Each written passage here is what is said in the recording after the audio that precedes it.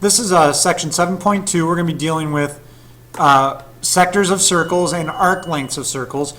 Basically, in geometry, you learned how to find the arc length of a circle, an area of a sector of a circle, as long as what was given to you was the degrees of the central angle.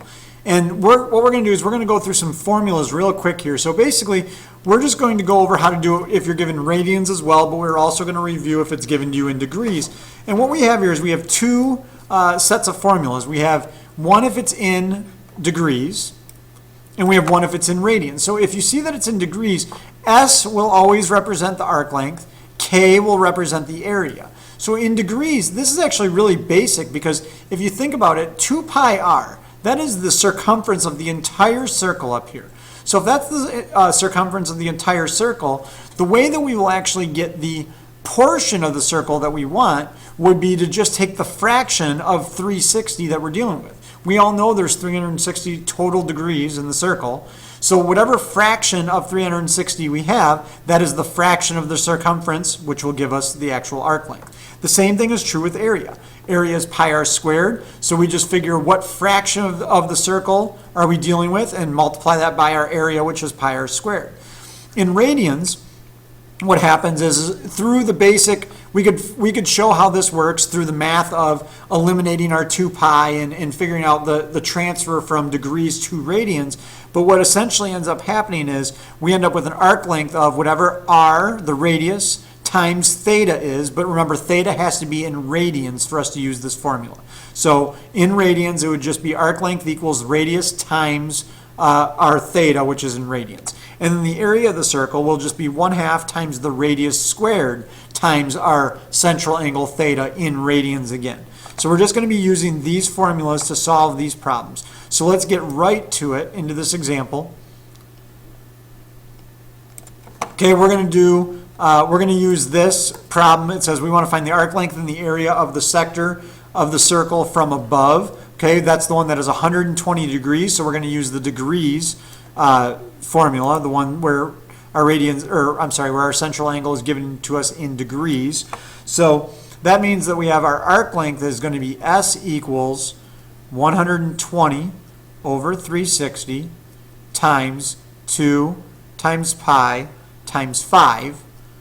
And we're going to leave this in terms of pi. This is 1/3.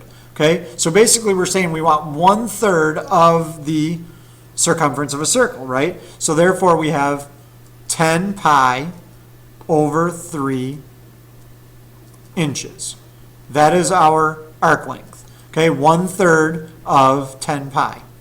Okay, our area, very similar, 1/3 or 120 over 360 again. That's 1/3 times pi times 5 squared. So again, we're talking about 1/3 of our area, which is 25 pi, or 1/3 of 25 pi. So we have 25 pi over 3, and this is inches squared, square inches. Okay? So again, all we're doing is applying formulas here. So what I want you to do is below, you're going to use this one right here. You're going to use this circle. It's in radians, so make sure you use the appropriate formulas. Answer the question to the best of your ability, and let's see how you do. Hopefully you got the exact same answers as you did above. 10 pi over 3 inches is the arc length.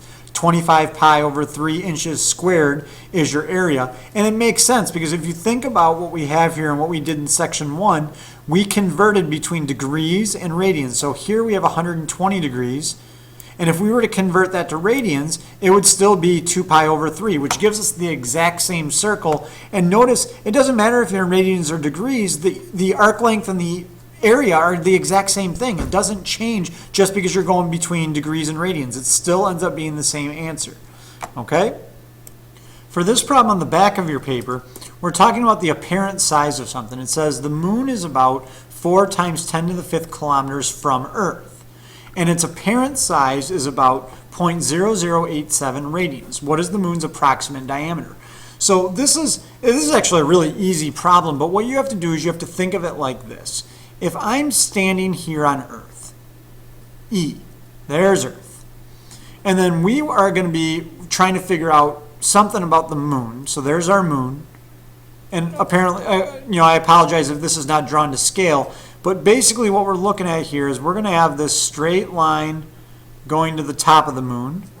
We're going to have a straight line going to, that's not a straight line, but you guys get the idea. Basically what's going to happen is if we were to put a curved line, it's going to be a slightly curved line, what's going to happen is this, what you see, even though it's not straight lines, it's basically creating a sector of a circle. And what we've just got done talking about is how we can find the arc length of the sector of a circle. So basically, we can figure out the approximate diameter by figuring out what the length of this arc is right here. So our arc length is S equals R times theta. Well, they give us what the radians are. It's 0.0087 is our radians. That's what goes right here for this angle. And then we also do know what the radius is going to be because it says what our distance is away.